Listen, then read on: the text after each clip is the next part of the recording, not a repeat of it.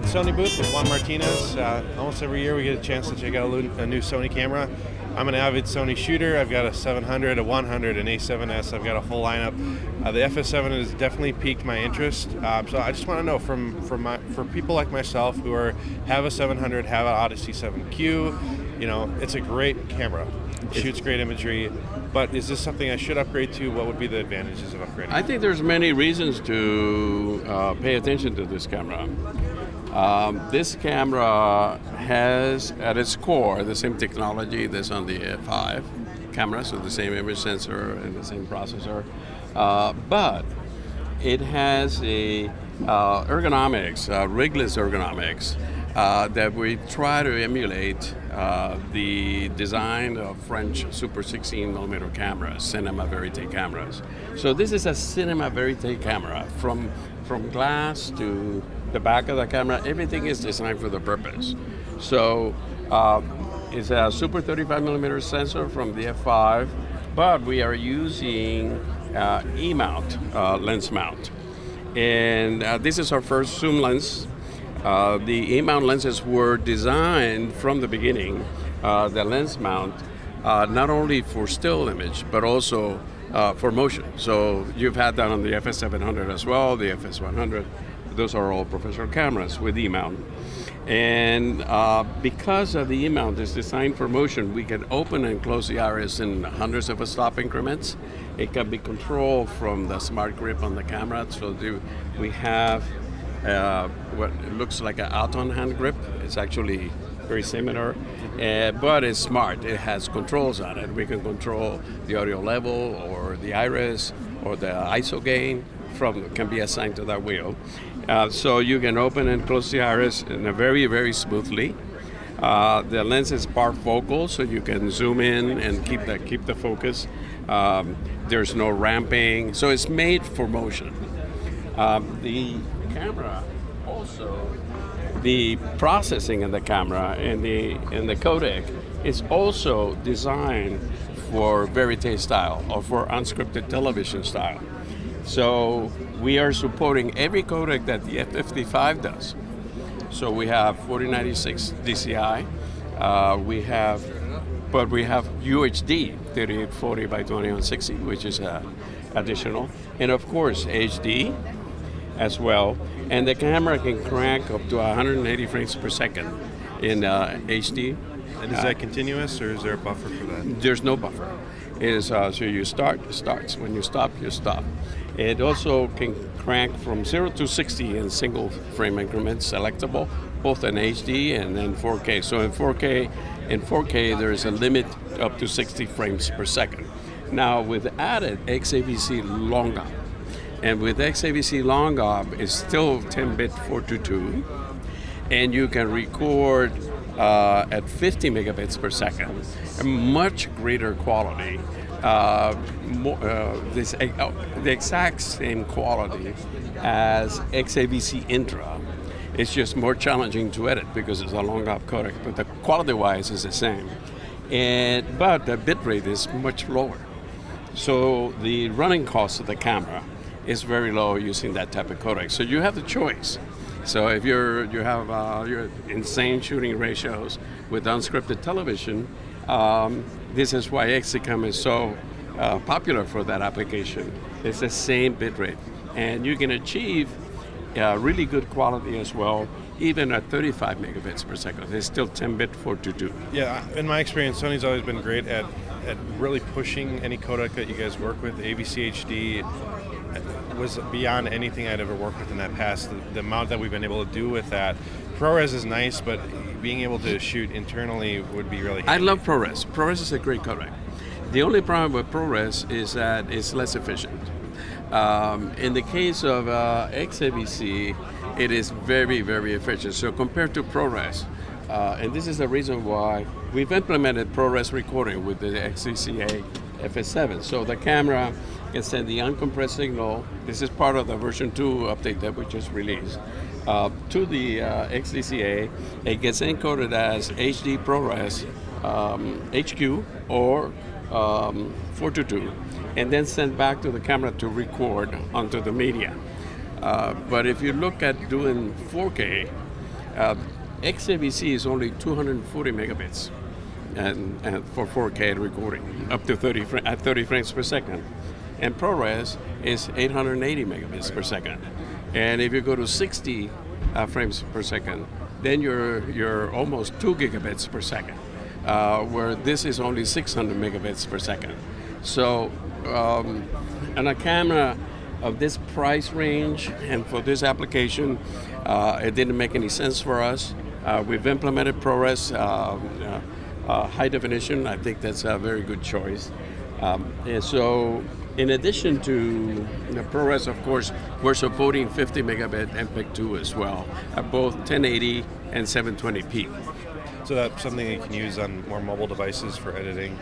And I know that if you're saying you want to do on an iDevice or something like that, you can, and there are even more choices because there are accessories that allow the camera to stream live or record proxies up to 9 megabits per second with the same time code and so on. You can FTP the files and so on. But the way the camera is, those are the codec choices is a very broad choice. If you're using the XCCA, then you have the benefit of outputting RAW to an Odyssey. And the Odyssey can record the 2K RAW up to 240 frames per second, or 4K RAW up to 60 frames per second, but it can also convert the 12-bit RAW signal to ProRes. And it can then record, so they just announced, it can record ProRes 2K up to 240 frames per second, or ProRes 4K up to 60 frames per second. There are many different combinations. So internally it can do 180, externally it can still go up to 240 for people like, I wouldn't necessarily go down, in frame rate options. We do tabletop shoots, so having that maximum frame rate is really handy at times. Yeah, and the nice thing is, since you're not buffering, especially if you're shooting nature or some other type of things, that as soon as you stop and you're spooling the data off from the buffer, something else interesting happens. So with this you can start and stop. There's many other functionalities. We can do record the same data to both cards. We can also have cache recording, so you can capture the previous seconds recording. The camera has LUTs on the viewfinder.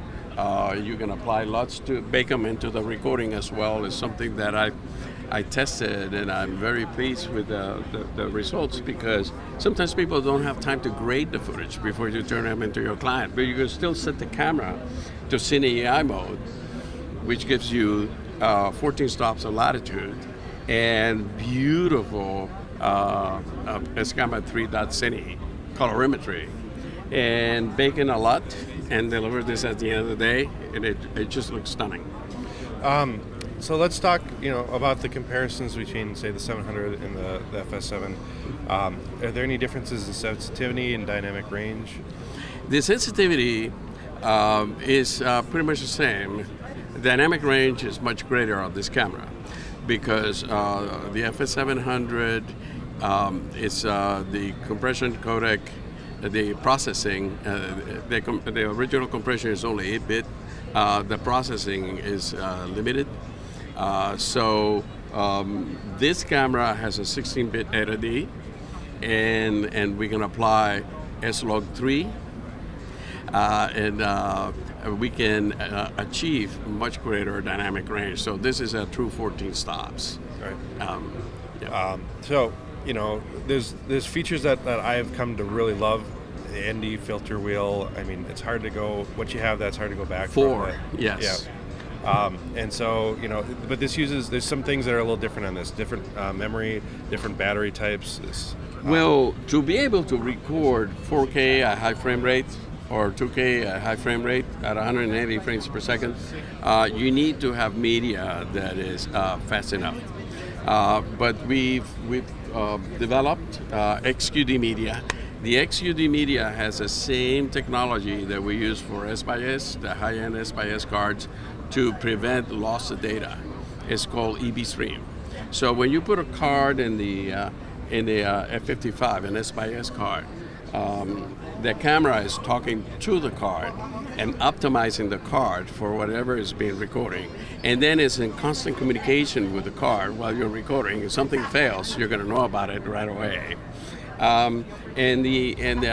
Thanks to the EB Stream protocol, and the XQD media is the same way. So if you're using CFast or using SD cards or something, that cannot be done. And if you ever put an SD card with an adapter on an F5, the camera is going to say media not guaranteed. What that really means is the camera try to talk to the memory card. The camera never replied. That card never replied. So the camera says, "Okay, I'm going to push the data out there, but I don't know if it's going to be recorded." That's what media not guaranteed means. So, with the XQD or the S/S, we have the certainty that we're writing to the memory. So, can you tell us a little bit more about this module? Like, do you need it to go up and running? Can you go bare bones with the camera? You don't need, this is an accessory. It's an optional accessory. This provides RAW, so if you want to record RAW or you want to record ProRes on board the camera, you need that. If you have a separate recorder, you can attach it to the SDI or the HDMI and record that way. It also provides timecode in or out. Genlock has a reference out, it has DC output, has a 4-pin input. It uses the V-Lock batteries, and it's pretty much provides all the functionality for multicam shooting. I want to talk about the audio, because in version 2.0, we added 3 things. We turned on the ProRes recording, we turned on the 4096 by 2160 DCI, but we also turned on what I think is the most important feature, which is 4-channel audio recording. Oh, wow. So the camera has 2 XLRs, but we have something that we've developed that's called multi-interface shoe. It's an MI shoe. It looks like a regular shoe, but there's multi-contacts on it. And it's called multi-interface because you can have different accessories. For example, you can have a video light. I don't really think of putting a video light on the camera, so I don't talk about it. But I love the idea that I can attach this. I don't need to have any batteries on it or any wires. And I can attach this to the camera. And the camera will power it. And all the signals will go down into the camera. This is a single channel. But there's another accessory that gives me 2 additional XLRs with level controls, sensitivity settings. I can set it for line level, I can set it for microphone level, I can turn phantom power on, adjust AGC or bridge the 2 channels, wind cut, anything, fully versed, fully comprehensive control over the audio inputs. The same as you have from the side of the camera. Awesome. So you mentioned S-Log2 support. S-Log3, what can you tell us about that? S-Log3 and S-Log2. So S-Log3 is based on the Xenon display curve. It's actually a high dynamic range curve. We are using it to map the camera data onto this curve, and it's suitable for grading. So you can grade with S-Log3 because it has enough room to capture, expand the highlights and the blacks without clipping any information. With S-Log2, we're mapping all the information to the entire curve. So of course, the scene doesn't have that much dynamic range. You still have some room. But if you have a full dynamic range scene, then there is no room left to grade. Are we still looking at a base ISO of 2000 then? It is. Okay. So the image sensor will provide 14 stops at S-Log3 or S-Log2. And it says ISO 2000. If you change the gamma, the ISO number changes, people are confused. It's because the position of middle gray is changing with the gamma curve. All right. I've always loved the image that I got on my FS700. Perhaps the one issue that I ran into is highlight aliasing. It's something I experienced with the 100 and the 700. Has there been any improvements on the FS700? Of course. This is the same performance you get out of the F5 or 55. Okay. It's a really very robust and beautiful image, and it has this very broad color gamut. So it has S-gamut, S-gamut 3, and S-gamut 3.city, which is a little bit bigger than DCI P3. So it is bigger than digital cinema. You can still grade, but it's easier to grade or grade down to 7 or 9, and you can achieve very beautiful. And we have 3D LUTs that convert that signal into. There's an Alexa emulation LUT that looks really beautiful. That was developed thanks to Art Adams, and the 7 to 9 LUT. There's two other additional LUTs, and you can make any LUT in Resolve and load it on the camera. So what kind of interaction does the LUT have? Do you record to the LUT? Does it output the signal? Either. You can bake it in if you wish or not. You can apply it to the viewfinder or apply it to the SDI out. Okay. Or the HDMI out. So I do want to talk about the viewfinder a little bit. That's a new addition for the series, and it comes with the camera. It comes with it. So you get the viewfinder, the smart grip, charger. It uses the camera. If you use the camera by itself, it uses the same batteries that go in an EX series camera. So you have an EX1, you can use the BPU 30s, BPU 60s, BPU 90s on the camera. Okay. Are there any other software updates that we're going to see down the road? Definitely. So we've announcing at NAB, just a sneak preview, that there will be a version 3.0 within 2015. And this version will have many things, but we're only talking about 2K center crop. So this is something that has been requested very often by people. So with this, you can, with a PL adapter, you can then use Super 16 millimeter lenses. And Super 16 millimeter lenses are have a great benefit. One of them is that the focus is still shallow, but not as shallow as Super 35. So it's easier to follow the action. The zooms have longer focal range, so you can zoom in and out, and with these lenses further out, and also with an adapter, a low loss light adapter, you can use 2/3 inch lenses on the camera as well. So it greatly enhances the lensing capability. So this camera with the E-mount, we can put virtually any lens, from a Leica rangefinder camera lens all the way to, with version 3, we'll be able to even have Super 16 or 2/3 inch lenses on the camera. Awesome. Well, thanks so much for your time, Juan. Yeah, thanks again. Thank you for coming again on this NAB. Thanks to our sponsors for making our NAB coverage possible.